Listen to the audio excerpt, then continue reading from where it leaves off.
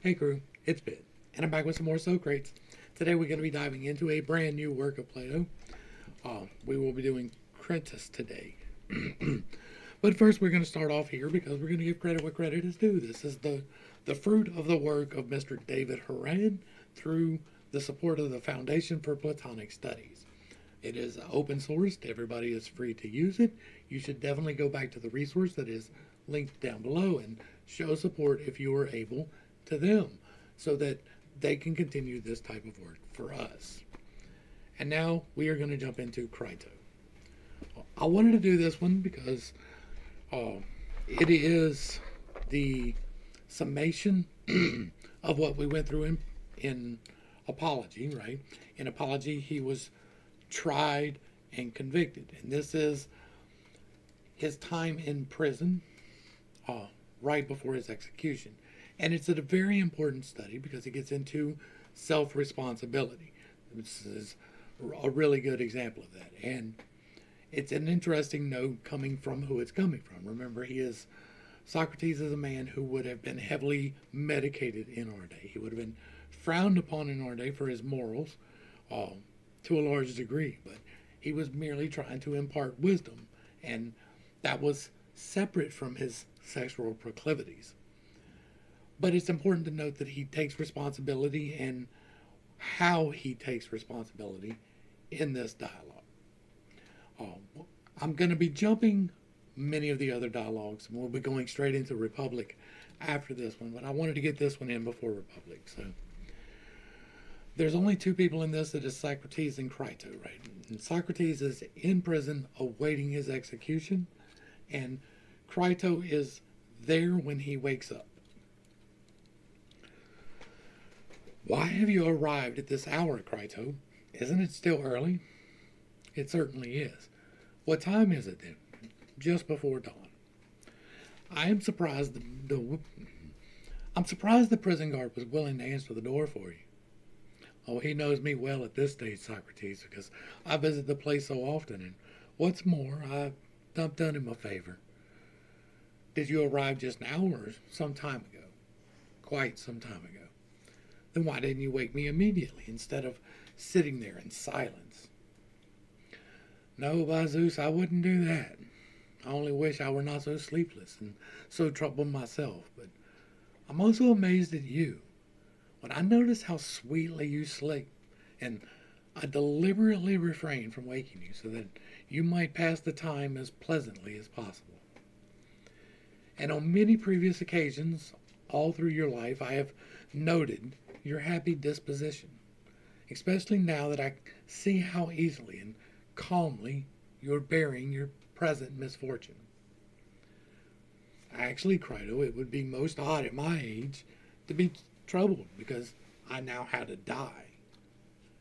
But Socrates, other men your age have been overtaken by similar misfortunes, yet their age does not free them from being troubled over their predicament. Well, that's true, but why have you come so early? Socrates, I'm the bearer of painful news. Not painful for you, apparently, but for me and all of your associates, it is both painful and grievous, and I think I am the one who bears it most grievously of all. Well, what news is this? Has the ship arrived from Delos, the one whose arrival means that I must die? Well, it's not actually arrived, but I think it will be here today, based on reports from some people who have come from Sogunion, and who left the ship there. So it's clear from these reports that it will be here today, and so Socrates, tomorrow your life must come to an end. Well, Crito, may it be for the best. If this pleases the gods, so be it. However, I do not think it will be here today. And what is your evidence for this? I'll tell you.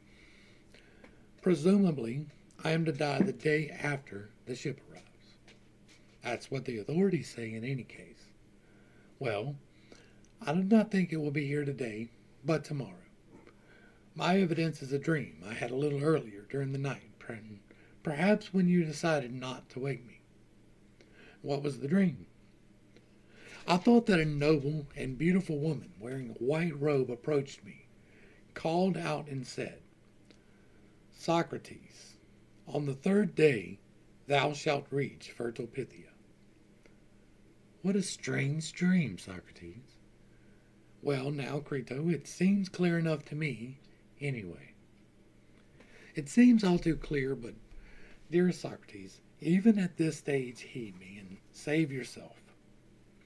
For if you die, it is not just a single misfortune for me.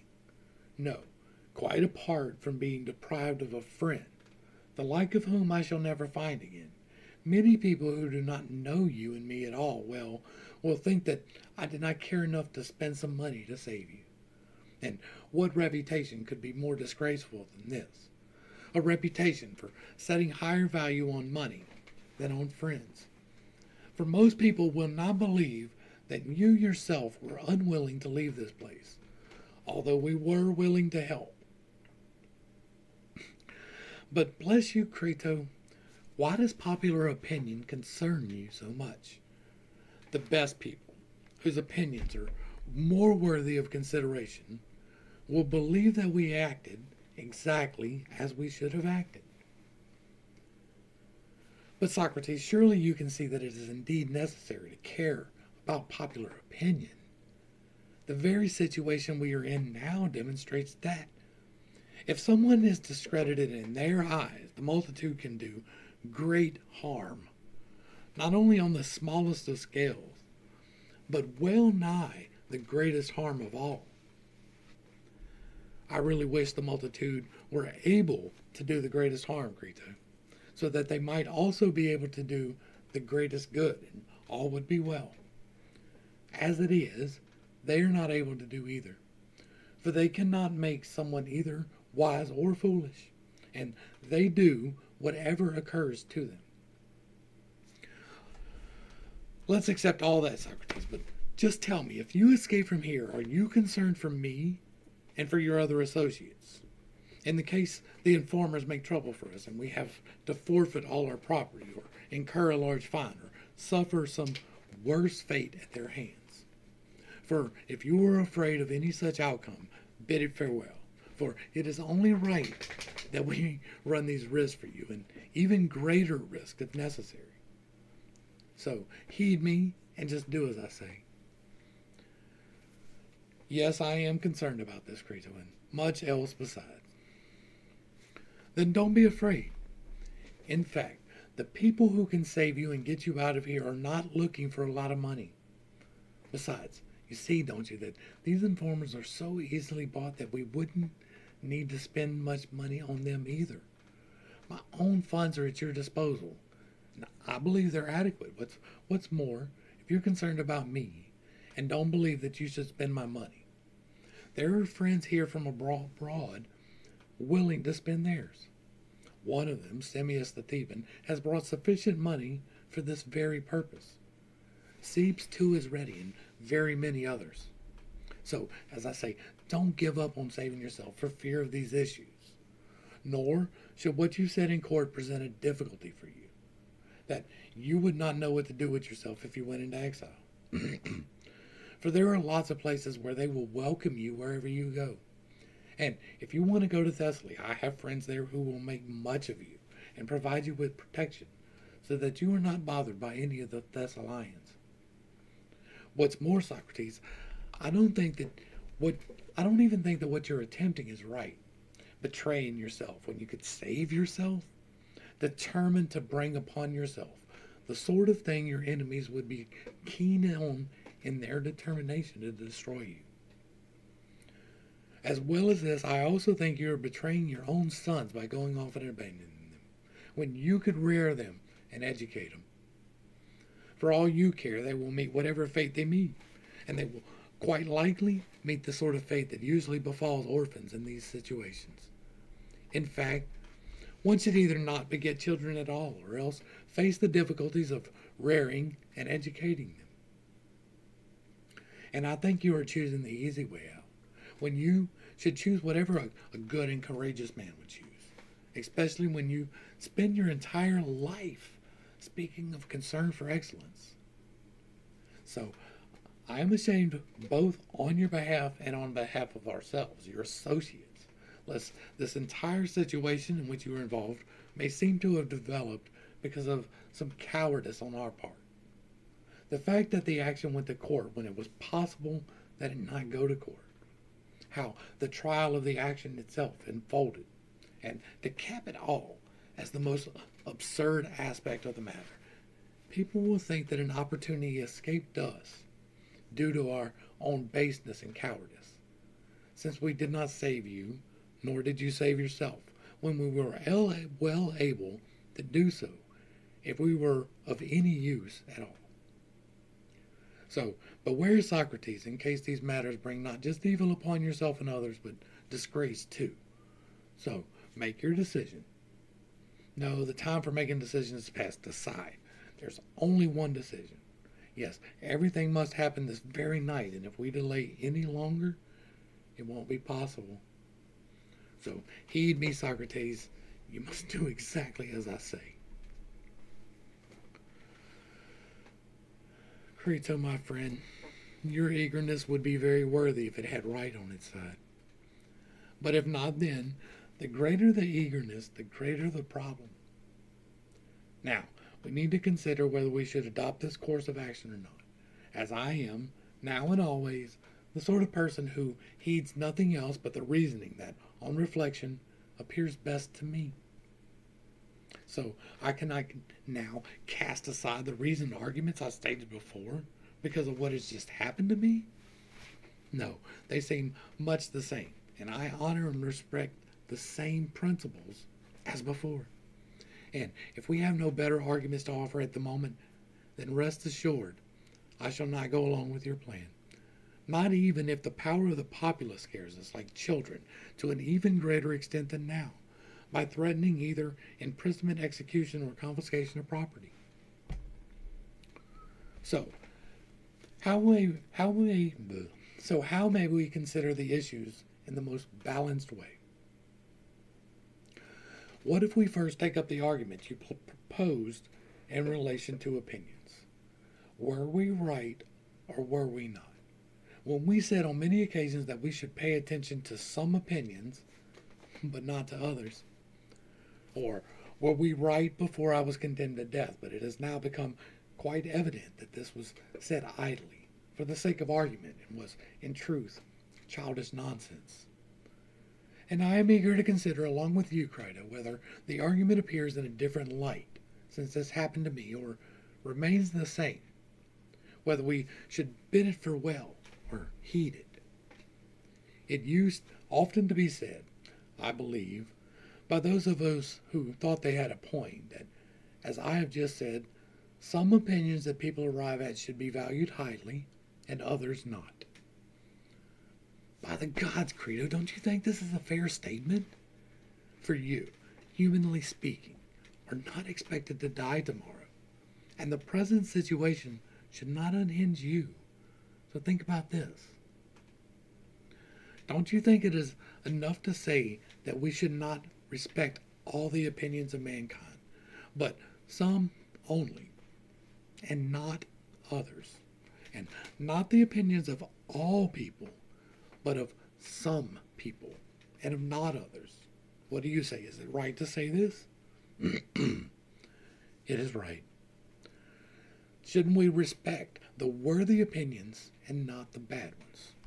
Yes. And aren't the worthy opinions the opinions of the wise, and the bad ones the opinions of the foolish? Well, they must be. Then come on then. What have we generally said about such matters? When a man is in training and is working at it, does he pay attention to the praise and censure and opinions of anyone at all, or to one person alone? The person who happens to be a physician or a trainer? To one person alone. Therefore, he should fear the censure and delight in the praise of that one person, and not those of the majority. Obviously. So, he should go about it as follows. Exercise, and even eat and drink, in the way that the one person, his trainer, the knowledgeable person, thinks that he should, rather than all the others. This is so. So be it. But if he doesn't heed that one person and disrespects his opinion and his praise and respects the majority of those who are not at all knowledgeable, won't he suffer harm? Inevitably. What is this harm to what is directed, and what part of the heedless person does it affect? Obviously, it affects his body since it ruins it. That's right. And without going through them all, Crito, doesn't the same issue arise in other cases too? Especially when it comes to justice and injustice, disgrace and nobility, good and bad, with which our deliberations are now concerned. Should we follow the opinion of the majority and fear it, or the opinion of one person, someone who is knowledgeable, and feel more shame and fear before him than before all the others put together? And if we do not follow him, shan't we corrupt and maim that which we agree is made better by justice and ruined by injustice? Or is this nothing? I agree with you, Socrates. Well, then come on then. If by paying no heed to the opinion of knowledgeable people, we ruin that which is improved by health and corrupted by disease, would our life be worth living when this had been corrupted? And this presumably is the body, isn't it? Yes. So, for us, is life worth living with a degenerate and corrupted body? Not at all. Then, is our life worth living when that injustice maims and justice improves has been corrupted? Or do we believe that the part of us, whatever it is, that is associated with injustice and justice, to be less honorable than the body? Not at all. Is it more honor? Much more. So, best of men, we should not give any thought to what most people will say of us. No. We should heed that the person who knows justice and injustice says. That one person, the truth itself. So, your first proposal was not right when you proposed that we should take account of the popular opinion concerning what is just, noble, and good, and their opposites. Yet someone might still say, yes, but the multitude is able to put us to death. Of course someone would say that, Socrates. And what you say is true, but my friend, the argument we have just gone through still seems much the same to me as it did previously. And we should also consider further whether this principle of ours still stands, that we should not attach our importance to living, but to living well. It still stands. And to live well is to live nobly and justly. Does this stand or not? It stands. In that case, based upon what has been agreed, we should consider whether or not I am justified in trying to get out of here without permission from the Athenians or not. And if it turns out to be justified, we should make the attempt, and if not, we should let it be. But these considerations you introduce concerning financial expenditure, opinion, and the upbringing of my children, these, I truly suspect, Crito, are the notions of those who would readily put a man to death and then bring him back to life again if they could. Notions devoid of reasoning, notions of the multitude. But we, since the argument so convinces us, should consider nothing except what we said just now. Whether we should be acting justly and bestowing money and favors upon the people who will get me out of here and escaping and aiding the escape ourselves. Or shall we, in truth, be acting unjustly and doing all of this? And if it is evident that we shall be acting unjustly, there is no need to consider whether we should quietly stand our ground and face death, or suffer any other fate whatsoever. We should only consider the injustice of the act. And what you are saying is all very well, Socrates, but you still need to decide what we should do. Well, let's consider this together, good man. If you are able to contradict what I am saying in any way, Do so, and I shall heed you. Otherwise, at this stage, blessed man, please stop presenting the same argument to me over and over, that I need to get out of here without the permission of the Athenians. For it is very important to me that I do all this with your approval and not against your will. Now, look at the principle of the inquiry, and whether it is stated adequately, and try to answer the questions you were asked as you think best. Well, I'll try. Are we saying that injustice should not be done intentionally in any way? Or should injustice be done in one way but not in another? Or is unjust action not all good and noble, as we have agreed so often on previous occasions? Or has everything we previously agreed been cast aside in these past few days? And have we, at our age, Crito, despite conversing earnestly with one another for so long, overlooked the fact that we are no better than children? Or is it very much the case, as we said then, that whether the multitude say so or not, and whether we must suffer more grievous afflictions, or even milder ones, doing injustice is evil in any case, and disgraceful in every way? And the one who acts unjustly, do we accept this or not? We do. So, we should never act unjustly. Of course not. Nor, since we should never act unjustly, should we return an injustice if we are treated unjustly, as most people think. Apparently not. What about this, Crito? Should we do harm or not? Of course we shouldn't, Socrates. And if we suffer harm, is it just to do harm in return, as most people assert, or is it not just? Not at all. Presumably because doing harm to people is no different from acting unjustly. That's true. So, we should neither return an injustice nor do harm to any man, regardless of what we suffer at his hands. And take care, Crito, in accepting this, in case you agree to something that goes against your own opinion, since I know that these opinions are held and will be held by a few.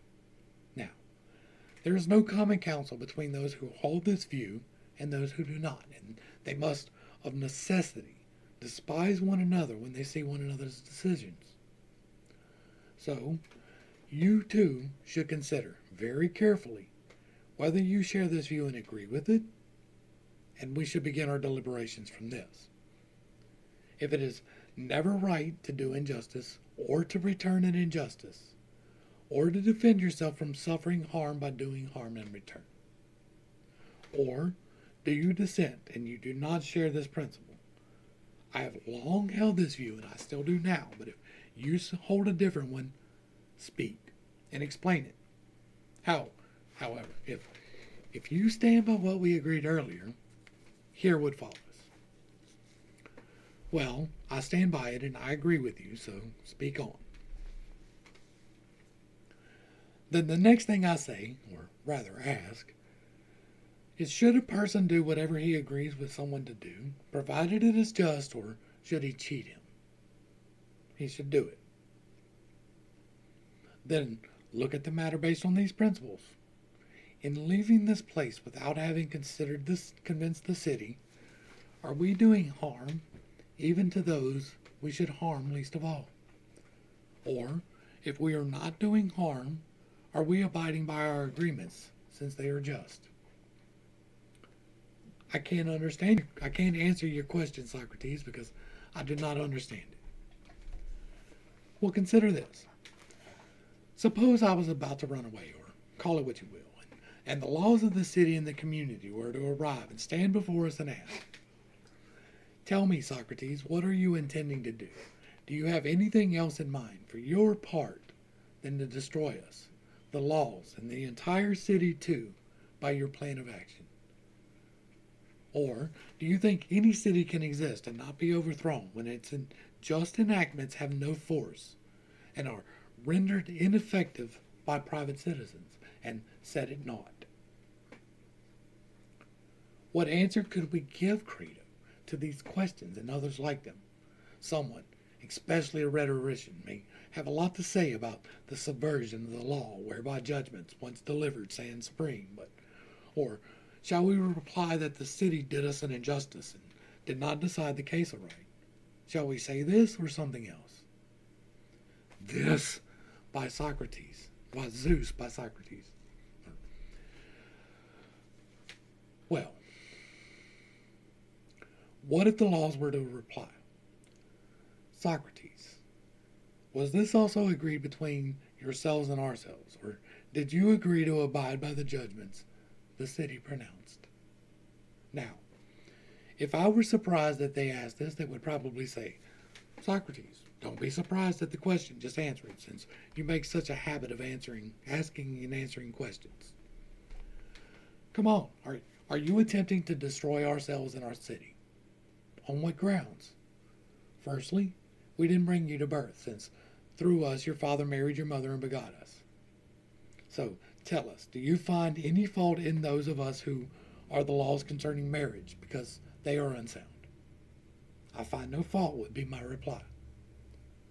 What about those concerning the upbringing of children once they are born, and the education you yourself received?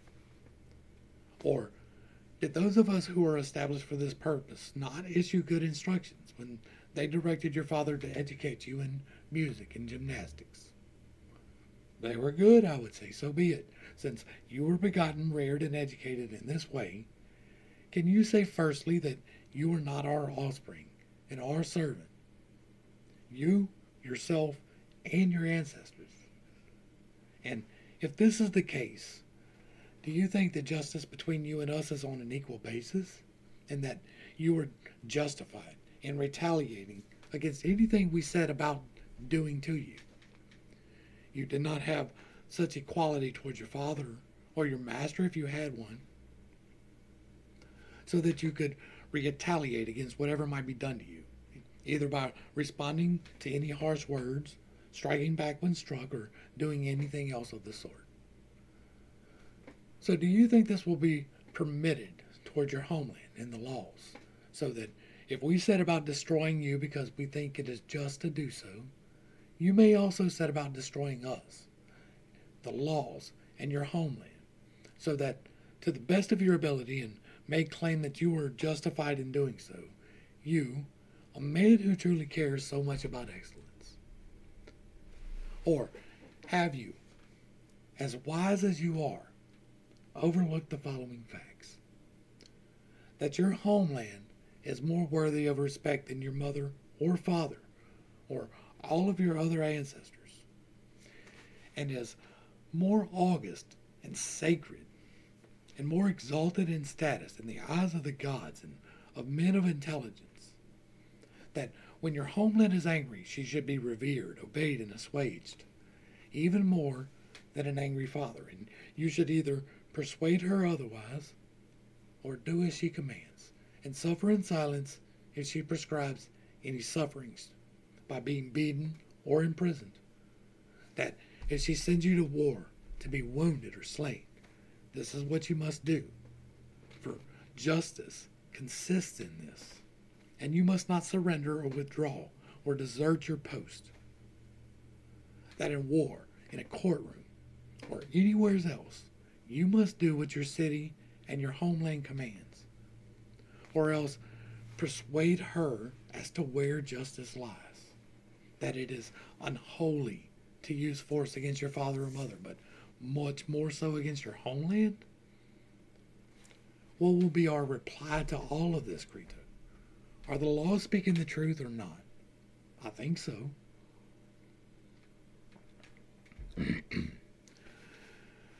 Then consider, Socrates, the laws might say, whether we are speaking the truth in saying that your actions are unjust when you set about doing what you are now doing to us.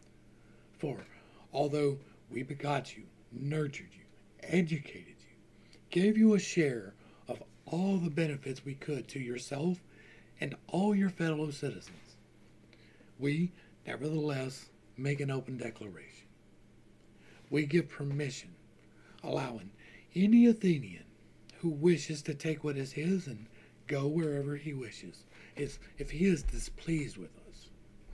Once he has come of age and has seen what goes on in the city and has seen ourselves as laws, none of us laws will prevent it or forbid it if any of you want to go to a colony or to live somewhere else as a foreigner because we and the city are not to your liking. You may go wherever you want and take your possessions with you. But should any of you remain, seeing the way that we administer justice and manage the city in general, we then declare that the person has agreed with us by his action to do whatever we order him to do.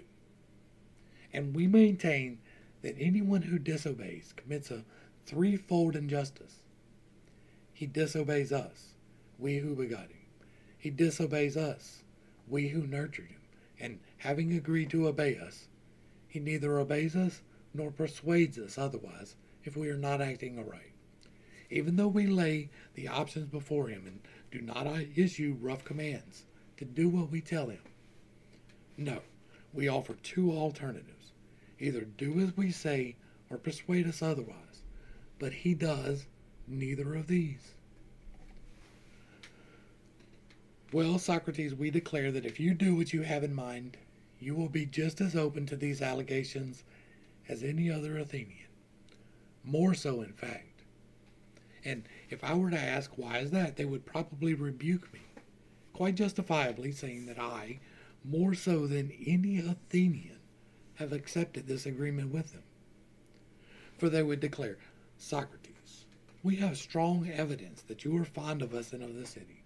For you would never have spent more time at home here than any other Athenian, unless you are especially fond of her.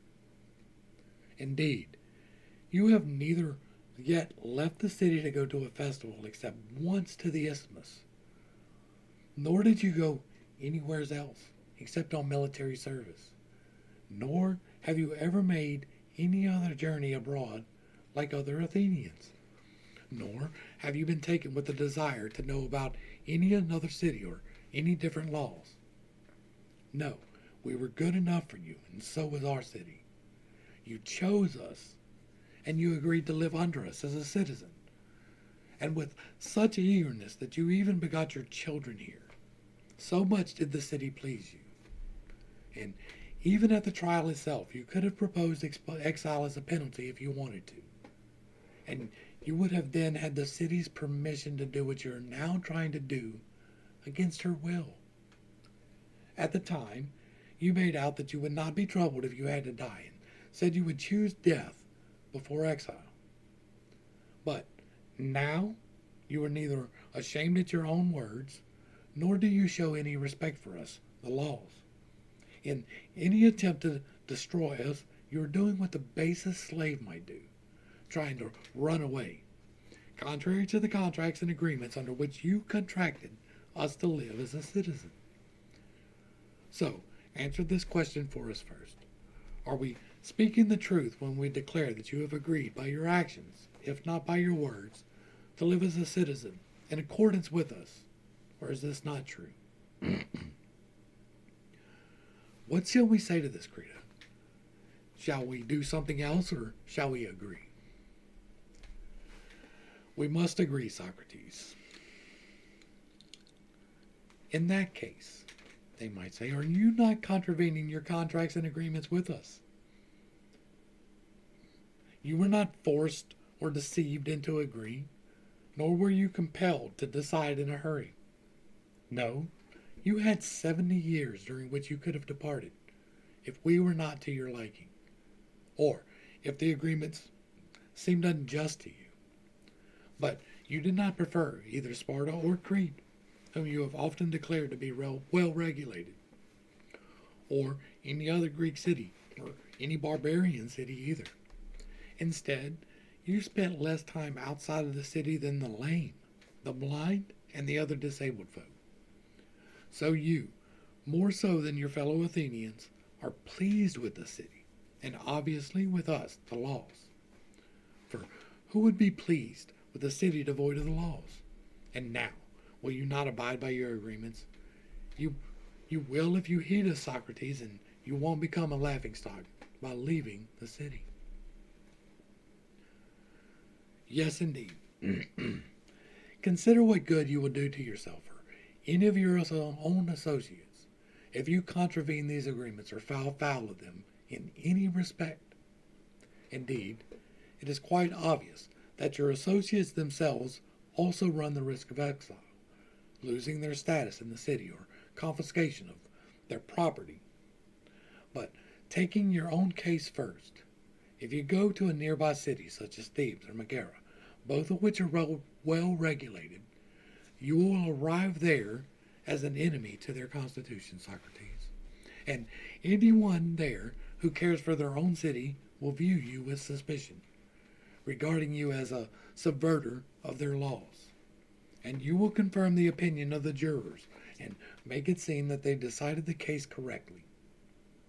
For, presumably, anyone who is a subverter of the laws will seem most emphatically to be a corrupter of young, unreasoning people.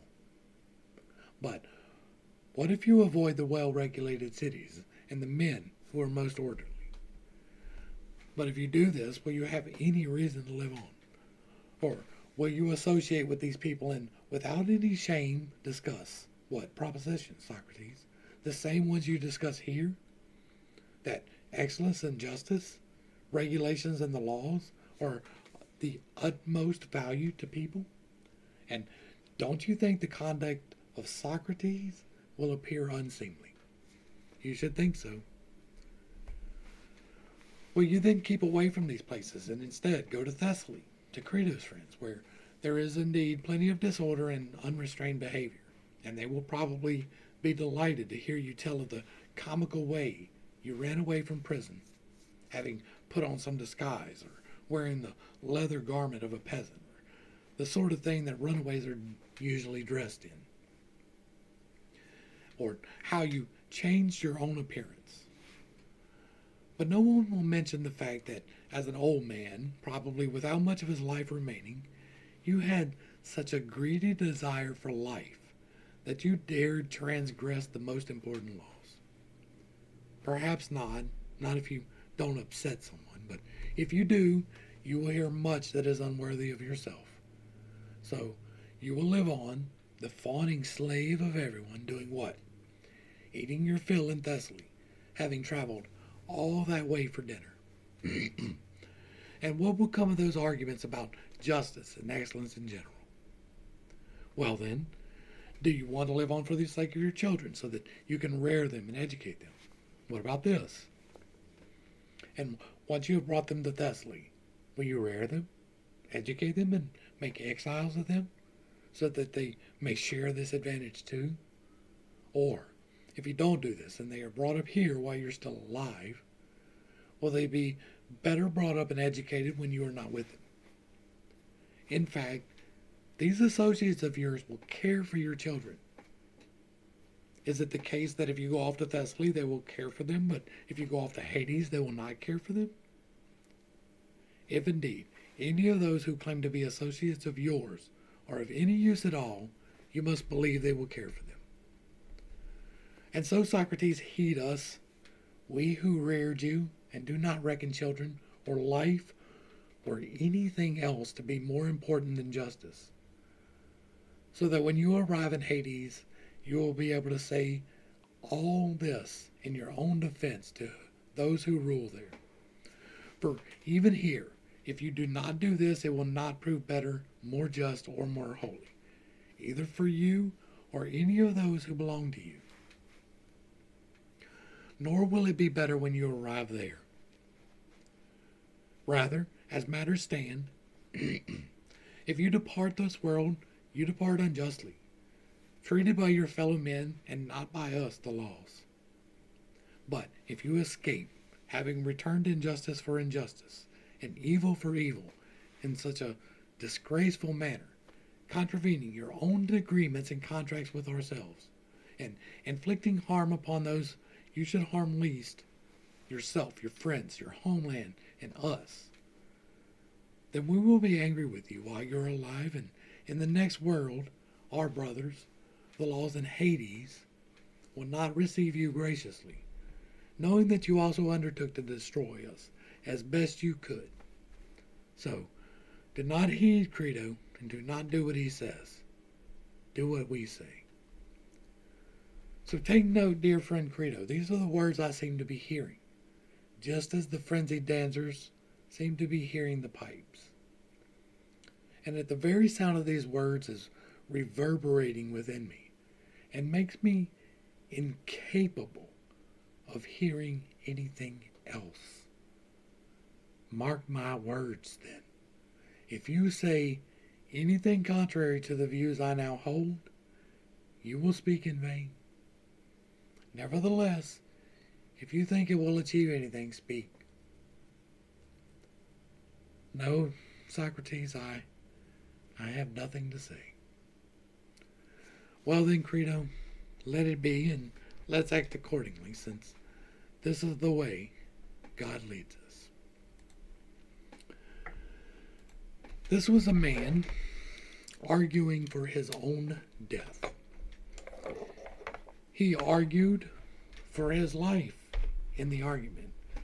And here he is arguing that the just thing to do is to die unjustly. Because to break the law, because the law was broken, doesn't make it any better. To escape the jail because the jailing was wrong doesn't make it any better. To fight the cop because he is arresting you unjustly doesn't make it any better. You have to trust the laws in the system. And the trust in the laws in the system, in his case, was misguided, but he trusted the laws. Now, the people who were using the laws were using the laws maliciously, and that we need to be ever vigilant for. We need to hold them to account whenever they do it. But we have to hold ourselves accountable to the laws. We have to, as a society, agree that our laws are our foundation. They are the thing that holds us together as a nation, as a people, as a world even. If we don't hold that, then what are we even doing? Like, if we say that it's okay to break this law but not that one, then we are negating the entirety of the law. If the law needs to be changed, then we need to change the law. We don't need to subvert the law. We don't need to maliciously attack with the law. But we do need to hold ourselves accountable first and foremost. And that's what this really is. Like, it's a dissertation on justice, right? And justice has been done. It's a dissertation on the laws. And the laws have been used maliciously. But more than all of that, this is a dissertation on how a man should act. And by man, I mean human. Like anyone who considers themselves of character and value should at all times earnestly strive to hold themselves to this example. Because he has had an escape route before conviction. He could have chosen exile. He could have chosen alternatives, but he didn't. He could have bribed the judges, but he didn't. He relied upon truth, and if truth was not enough, then it's not enough. And he was convicted, unjustly convicted, of corrupting the youth and sentenced to death, and waited patiently for it. Not only waited patiently for it, but when presented with the opportunity to leave, stands on what's right. Knowing in his soul that even should he escape, he was not right, that one time makes all the difference. Now, are you going to mess up? Absolutely. We are human. We are fallible. We will absolutely mess up. But it's the striving for holding the standard that really truly defines what your character is.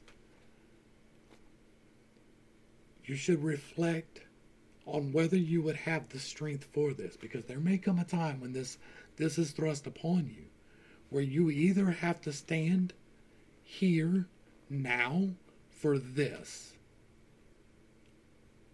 or not. Do you stand and die for this now here, or do you not? And that choice may come upon you. It may be closer than you think, and you should definitely know how you plan on standing. And that's where I'm going to wrap this one up. Hopefully I brought a little bit of enlightenment and not too much confusion to a not too difficult topic. I understand the wanting to get away. I understand the wanting to get your friend out of that, right? To watch your friend unjustly convicted go to his death, it's a hard thing to do. We, as a society, have idolized the opposite, right? Robin Hood, freed from the sheriff, and various other examples, even the Pirates of the Caribbean, right? The injustice is undone by breaking the law. This is even better. It's terrible that the injustice is done. But from that, we know Socrates. And from that, we have the discussions that we're having today. We have the foundations of society going forward to today. Is because of the injustice testified to in these writings. That's an important thing to note. To the crew, thanks for hanging out. I appreciate every single minute that you are here with me, and I am praying for you every single day. Until next time, I love you. God loves you, and you are perfect, whole, and complete just the way that you are. Until next time, this has been Pit State. Peace.